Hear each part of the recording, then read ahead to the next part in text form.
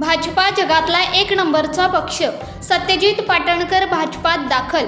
प्रवेशानंतर स्वर्गीयवासी यशवंतराव चव्हाण यांच्या समाधीचे घेतले दर्शन. पाटणकरांच्या प्रवेशाने शंभूराज देसाईंची कोंडी. जनता पार्टी हा देशातला नंबर 1चा पक्ष आहे. नुसतं देशातला नव्हे पण जगातला नंबर 1चा पक्ष आहे.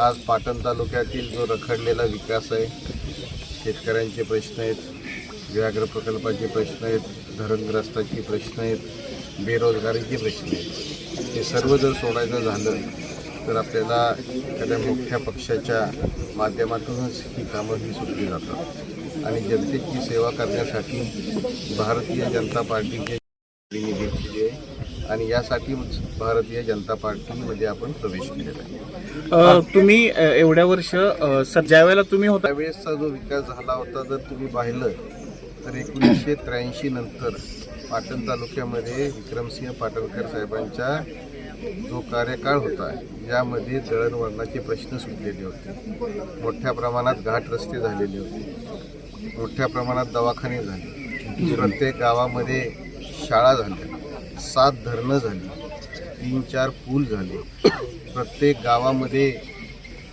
गावपोच रस्ता करण्याचं काम विक्रमसिंह पाटणकर साहेबांनी त्यावेळेस केलेलं आपण पाहिलेलं आहे. तर कुठलेच प्रश्न सोडले गेलेले नाही आहेत, ते आपण डोळ्यात देखत आपण पाहतोय. रोजगार निर्मितीच्या संदर्भात एक कुठलाही नवीन प्रकल्प या 10 वर्षात आलेला नाही. 22 प्राथमिक शाळा ह्या बंद झालेल्या आहेत. आज जर तुम्ही पाहिलं तर गेल्या 10 वर्षामध्ये जे 2-4 धरणांची जी कामं रखडलेली आहेत ती अजून रखडलेली तशीच दिसतात. हे जर आपण प्रामुख्याने पाहिलं तर तुम्हाला समजून येईल की गेल्या 10 वर्षात काही प्रश्न रेंगाळले. भारतीय जनता पक्षाच्या माध्यमातून आम्ही पक्षवाढीचं काम करतो. आज काम करत असताना भारतीय जनता पार्टीचा जो काय कार्यक्रम आहे हा आम्ही तळागाळापर्यंत पोहोचवण्याचं काम आम्ही सर्व मंडळींनी जबाबदारी घेतलेली आहे. त्या प्रमाणात आम्ही हा करणार. आता त्यावेळेस जो प्रकल्प आणि त्या प्रकल्पाच्या दूरदृष्टीने जो विचार केलेलं जे विजन होतं ते आणि आत्ताचं जर आपण पाहिलं तर यामध्ये मोठ्या प्रमाणात तफावत आहे.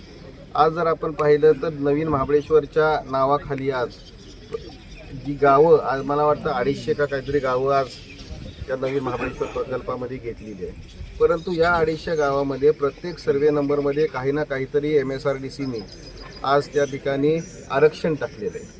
ते आरक्षण काय टाकलेलं आहे हे सुद्धा स्थानिक माणसांना किंवा स्थानिक लोकांना माहीत नाही. आपण पत्रकार मंडळी आहात, आपण तोच प्रश्न आहे की आता तुम्ही दोन्ही एका महायुतीमध्ये आहात आणि पर्यटन मंत्री पण तुमच्याच मतदारसंघामधले आहेत, म्हणून हा प्रश्न आता कसा मार्गी लागणार हे विचारतो मी तुम्हाला. आता हाच तर आम्ही भारतीय जनता पार्टीच्या माध्यमातून आज हा प्रश्न आम्ही निश्चितपणे आयरनीवर आणून वरिष्ठांच्या लक्षात आणून देऊ की स्थानिकांना विश्वासात घेतल्याशिवाय स्थानिक जमिनींवरती कुणीही त्या ठिकाणी आरक्षण टाकू नये, लोकांना देशोधडीला लावू नये. पर्यटन वाढलं पाहिजे आहे, व्याघ्र प्रकल्प सुद्धा त्या ठिकाणी झाला पाहिजे आहे, परंतु त्या परिस्थितीमध्ये माणूस सुद्धा हा जगला पाहिजे आहे, शेती सुद्धा ही जगली पाहिजे आहे. या दृष्टीने आपल्याला पुढची पावलं. या देशातील सर्वात मोठी जी शक्ती आहे ती भारतीय जनता पार्टीची शक्ती, त्या महाराष्ट्र राज्याचे अध्यक्ष या पक्षप्रवेशाला होते आणि पाटण तालुक्यातील सर्वसामान्य जनता या पक्षप्रवेशाला होती. जरी मुंबईला पक्षप्रवेश असला तरी सुद्धा प्रेमाखातील गोरगरीब लोक तिथं पक्षप्रवेशाला होते. आणि छत्रपती असल्याशिवाय अजून काय तुम्हाला पाहिजे. आज आमची जिल्हाध्यक्ष या ठिकाणी अतुल बाबा आहेत. अतुल बाबांना वरून जे काय आदेश येतील ते आमच्यापर्यंत पोहोचतील, त्याप्रमाणे निश्चितपणे पुढची पावलं आम्ही उचलू. म्हणजे मग मी सांगितलं तसं पक्षप्रवेश किंवा पक्ष बदलत असताना आम्ही कुठल्या वेगळ्या वाटेने गेलेलो नाही आहोत. सुरत मार्गे गुवाहाटी असं काही आम्ही काही वेगळा प्रवास केलेला नाही आहे. पक्ष सोडत असताना सुद्धा आम्ही आमच्या वरिष्ठांना कल्पना देऊन आम्ही त्यांना सगळं समजून सांगूनच आम्ही नवीन अध्याय हा भारतीय जनता पक्षाच्या माध्यमातून चालू केलेला आहे. आम्ही जवळजवळ 35 वर्ष एका विचाराशी आम्ही बांधील होतो आणि तिथून पुढं 50 वर्ष आम्ही भारतीय जनता पक्षाच्या माध्यमातून भारतीय जनता पार्टीला बांधील राहू अशी गवाही आम्ही दिलेली आहे. आणि म्हणून ते नाराज आहेत, हे बोलणं चुकीचं आहे. जर आपण विचार केला तर मुंबईला काल जर आपण पाहिलं उत्साहाचं वातावरण, तर पाटण तालुक्यामध्ये विक्रमसिंह पाटणकरांवरती प्रेम करणारे गोरगरीब जनता ही स्वखर्चाने पाटणला आलेली होती. वर्ष मी काँग्रेसबरोबर काम केलं गेल्या 10-15 वर्षामध्ये आम्ही विकासापासून लांब लांब जाऊ लागलो. पाटण तालुक्यामधल्या सर्वसामान्य लोकांची विकासाची भूक फार मोठ्या प्रमाणावर आहे. आता मगाशी आपल्याला सांगितलं त्या पद्धतीनं विक्रमशिव पाटणकरांच्या काळामध्ये निश्चित स्वरूपात विकास मोठ्या प्रमाणावर झालेला आहे. परंतु त्यावेळेचं संपूर्ण विकासाची भूक सातत्यानं चालू राहते. आजसुद्धा बऱ्याच मोठ्या प्रमाणात पाटण तालुक्यामध्ये विकासाची भूक आहे आणि ती भूक भागली पाहिजे.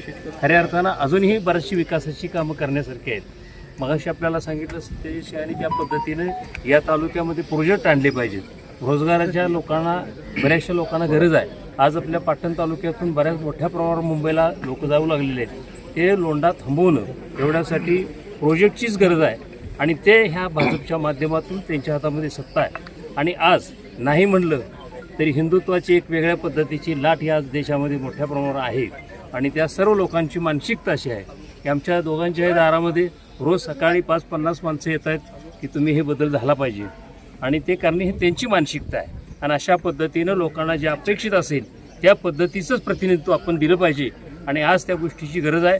आज आपण पाहिलं मोदींच्या नेतृत्वाखाली देश निश्चित स्वरूपात विकासाप्रत जाऊ लागलेला आहे. आज जगामध्ये सुद्धा